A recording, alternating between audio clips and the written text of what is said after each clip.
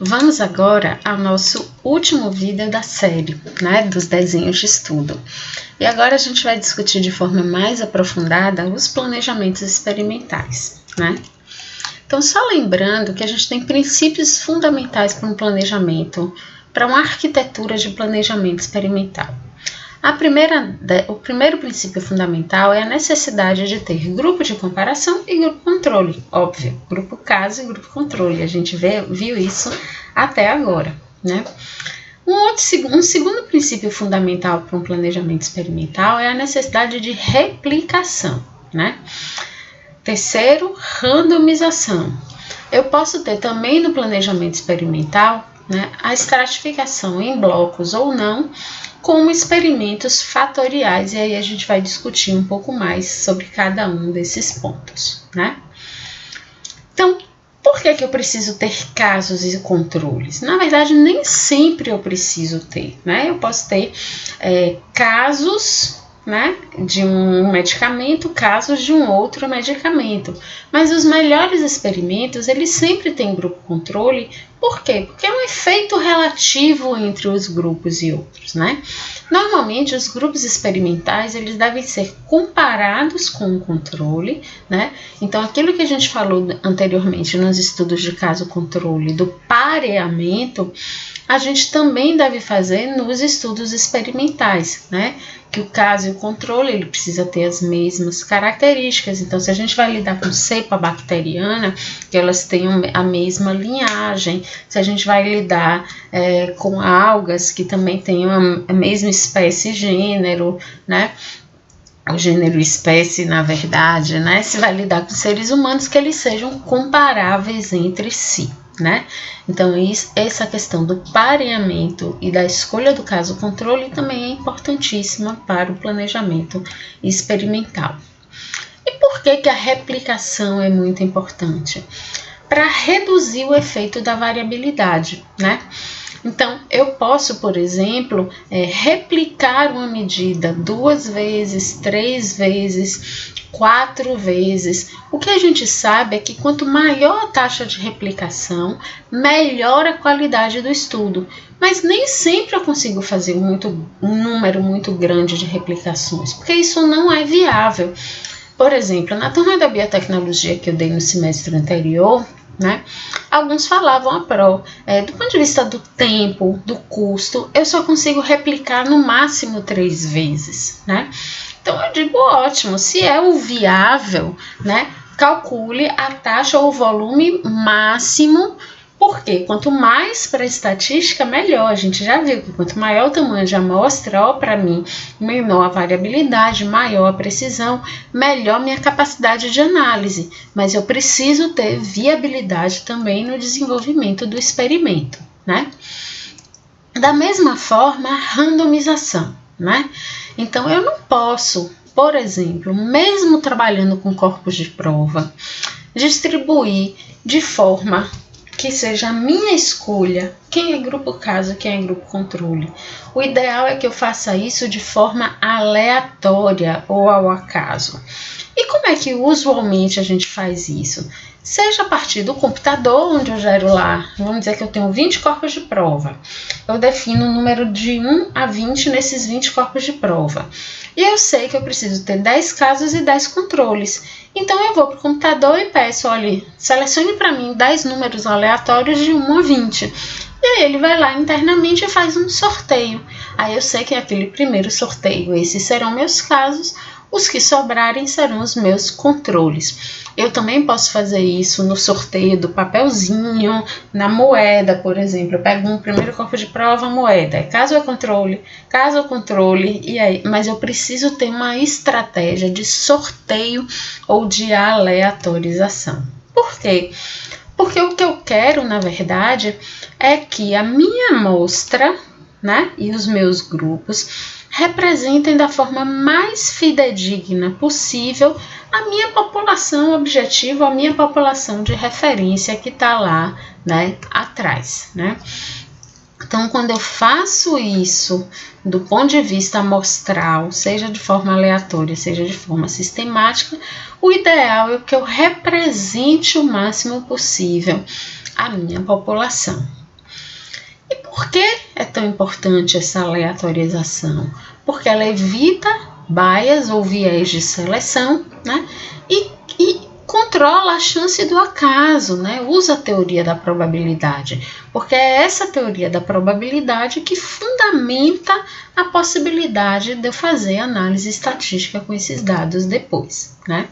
Então, a gente já viu esse diagrama, né, numa das nossas primeiras aulas, que é quanto mais aleatorização, né, e quanto mais casuística eu tenho, melhor, mais eu costumo, né, ter dados de alta exatidão, né. Como eu nem sempre consigo fazer isso, né, eu corro o risco, né, ou de ter baixa exatidão ou ter grande viés das medidas de efeito, né. Uma outra forma de fazer planejamentos experimentais são os estudos chamados estudos em blocos ou estudos de estratificação, né? O que é um estudo em bloco? Né? Numa semana eu tenho um grupo que é caso, na outra semana eu tenho um grupo que é controle, né? Isso é bom? Nem sempre, né?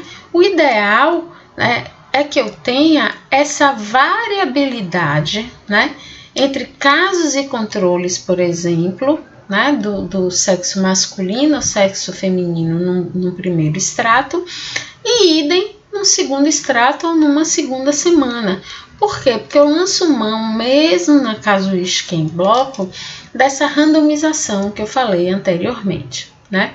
Então, uma análise estratificada adequada é quando eu tenho, mesmo quando eu tenho mais de uma variável, né, essa necessidade ou essa possibilidade do uso da aleatoriedade, da representatividade mesmo em diferentes blocos. Tanto na randomização quanto na estratificação, é possível, por exemplo, fixar uma variável e analisar ou não o efeito dessa variável, né? Estratificar, por exemplo, a priori por essa variável, né? Por quê? Porque se você faz isso, você pode analisar, por exemplo, separadamente entre sexo masculino e feminino.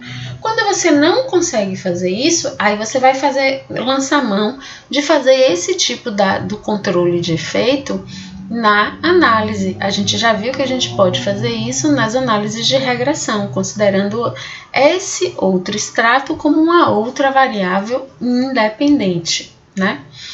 Então, aqui é um exemplo onde eu estou trabalhando com riscos de setor censitário e vou trabalhar com unidade de análise, eu estratifico por área geográfica, né?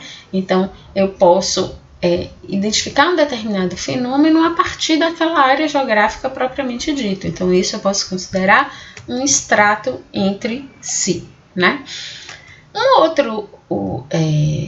Uma outra questão importante, né, para os estudos de planejamento experimental, né, é um controle interno. Então, normalmente, todo estudo tem um grupo controle positivo ou negativo para analisar, né, por potenciais interferências durante aquele processo do experimento e aumentar a precisão do experimento. Então, por exemplo, por que eu tenho um controle negativo? Para saber se a minha intervenção está de fato funcionando. Por quê? Porque se eu tenho medida de efeito no controle negativo, alguma coisa de errado está acontecendo, né? Ou controle positivo para atestar que a minha medida, né, ou que a minha intervenção, né, está sendo feita da melhor forma possível, né, do ponto de vista do método. Outra questão também nos estudos de planejamento experimental é o cegamento, né? Então, quando eu faço uma intervenção no experimento, o ideal é que quem vá analisar a medida de efeito não seja eu que fiz a intervenção, mas um terceiro que não sabe quem é caso e quem é controle. Eu vou dar um exemplo agora na vacina de coronavírus, né? Da criatura do brasileiro que morreu essa semana, né? É um estudo cego, então a priori ninguém sabia, quem aplicou a vacina não sabia se ele tinha tomado a vacina ou tinha tomado o placebo, né? Isso só é divulgado posteriormente na análise dos resultados, né? E por que isso é importante? Para que na hora que o pesquisador faça a medida, a gente não tenha erro de mensuração inconsciente, né?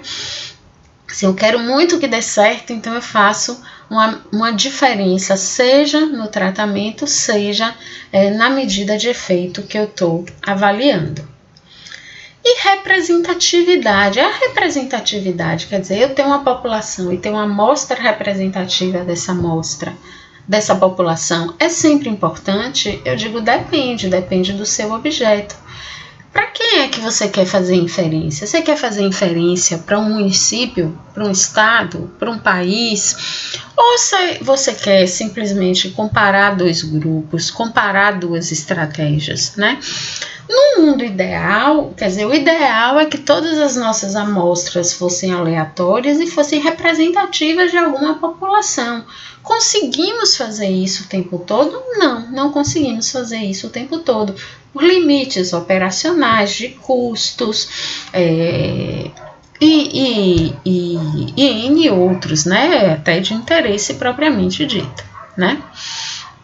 Então, se a gente fosse pensar nas características de um bom experimento, a gente teria a ausência de erros ou de vieses ou de bias através da randomização e do cegamento, né? A alta precisão a partir da estratificação, replicação e uniformidade das medidas. Simples, né? Porque uma arquitetura também precisa ser simples de um estudo experimental. Por quê? Porque vai proteger os próprios investigadores de pular etapas, de errar durante as etapas do experimento. Precisa ter grande aplicabilidade, né? Então, para isso, a gente faz, por exemplo, também a replicação, o uso dos extratos. Por quê? Para que eu consiga diminuir a variabilidade e aumentar a inferência, né? E eu tenho que ser capaz de usar a teoria da probabilidade, usar a estatística para analisar esses dados. E normalmente eu só consigo fazer isso quando eu tenho dados replicados ou quando eu tenho dados randomizados ou aleatórios, né? Mas aí, se a gente pensa no tamanho de amostra para conseguir fazer tudo isso, eu sempre digo que o tamanho da amostra, quando a gente pensa, a gente trabalhou lá a amostra nas primeiras aulas. A gente diz um número de amostra mínimo de 20, né? Que eu tenha parcelas de estudos, de experimentos que não excedam, que não sejam inferior a 20 no total entre os grupos. Mas a determinação do tamanho da amostra nos estudos experimentais vai depender, em grande parte, da viabilidade financeira, né? Por quê? A gente não pode ter um número pequeno que não seja possível de fazer análise estatística, como por exemplo nos estudos com animais.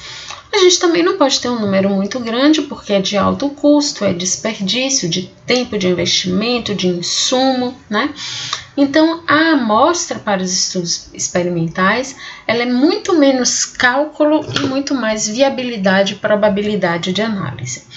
Então, o que a gente faz nesse delineamento e a partir da estatística, né? Eu defino um objeto, eu mensuro um objeto, analiso esse objeto, né? Esse objeto me deu as respostas, eu consegui controlar todas as possíveis variáveis do ponto de vista da análise, sim ou não? Se sim, eu finalizo ali aquele meu objeto de estudo. Se não, eu refaço esse fluxo científico, né, para tentar melhorar, né, aquela pergunta de investigação. E a gente faz isso, gente, de novo, o tempo todo, a partir de testes de hipótese, né? A gente testa a inferência estatística do erro tipo 1, do erro tipo 2, usando normalmente o valor de P e a probabilidade. E como é que a gente faz isso? A partir dos testes de significância, a gente também já viu isso, e a partir das nossas áreas de rejeição, né? Então, a gente assume a igualdade quando eles estão na área de aceitação, principalmente quando é distribuição normal, e a nossa área de rejeição, que é lá o P menor do que 0,05, né? Então, a gente já viu, né, que essas diferenças de valores nas áreas de aceitação e de rejeição do teste de hipótese vão dar a significância e o poder daquele determinado estudo. Mas o poder, principalmente, até mais do que a significância, vai depender da estrutura do experimento, do método de análise de dados, do tamanho de amostra possível para definir o efeito, na variabilidade da medida de interesse, do próprio nível de significância e do tamanho de amostra. Então, normalmente, quando a gente calcula uma amostra, a gente estima um poder de 80%, mas é só estimação, a gente só vai saber de fato esse poder depois que a gente faz o experimento propriamente dito, né? Isso porque tamanho de amostra pode contribuir muito, como pode contribuir pouco, né? Então, a gente já viu, por exemplo, que uma amostra muito pequena faz com que esse fenômeno adquira maior variabilidade. Uma amostra maior faz com que a variabilidade reduza e a área, né, de aceitação de diferença entre os grupos também diminua. Por isso que a gente diz que experimentos com tamanho de amostras maiores, eles são mais precisos do que experimentos com tamanho de amostras menores, né? Então, é óbvio que a variação do efeito, né? Quer dizer, o aumento do poder, da significância estatística, vai depender nos estudos experimentais sempre de maior tamanho de amostra, né? Então, é óbvio que a gente precisa pensar no planejamento experimental, na estrutura do experimento, que método de análise a gente vai utilizar para análise, escolher o nível de significância e o poder, usualmente 5% e 80%, e saber o grau da nossa medida de variabilidade. Por quê? Quando a gente não sabe, normalmente a gente faz um piloto, porque quanto menor a nossa variabilidade, melhor vai ser a medida de efeito que vamos mensurar no planejamento experimental. Mas às vezes eu não tenho como trabalhar com amostras muito grandes. Você pode me dizer, professora, eu só tenho um tanto de dinheiro, um tanto de tempo para fazer lá meu experimento e eu não posso ter amostra de 12, só posso ter 8, né? Então, como é que eu posso reduzir meu tamanho de amostra? Reduzindo o número de grupos de tratamento, né? Encontrar e identificar medidas mais precisas ou variáveis contínuas com baixa variabilidade e reduzir ao máximo a nossa heterogeneidade, seja através da estratificação, do controle de variáveis, de medidas múltiplas ou aumentando a replicação daquele experimento. Então, a gente pode concluir dizendo que os experimentos eles precisam ser muito bem planejados antes de serem conduzidos. Por quê? Porque somente esse experimento bem planejado vai permitir, seja pela viabilidade, pelo custo e pelo uso da probabilidade, né, um bom delineamento e a execução de métodos estatísticos adequados àquele tamanho da amostra, né? Então, o que a gente diz é que somente o experimento bem planejado, ele consegue utilizar a teoria da probabilidade e consegue responder de fato a hipótese que ele pergunta no início do seu delineamento. Para isso, a gente lança mão de todas as estratégias de dados que a gente já aprendeu até aqui, né? E isso é importantíssimo, né, para que a gente lance mão daquilo que a gente vai fazer do ponto de vista da pesquisa. Então, em relação ao delineamento, era isso que eu tinha para falar. Eu agradeço a todos vocês. Lembrem que tá lá no nosso banco eletrônico, no Moodle da disciplina, os exercícios, né, com prazo. Então, vamos lembrar de cumprir nossos exercícios no prazo e continuamos, né, depois presencialmente para discutir dúvidas, exemplos, e eu espero vocês na próxima semana.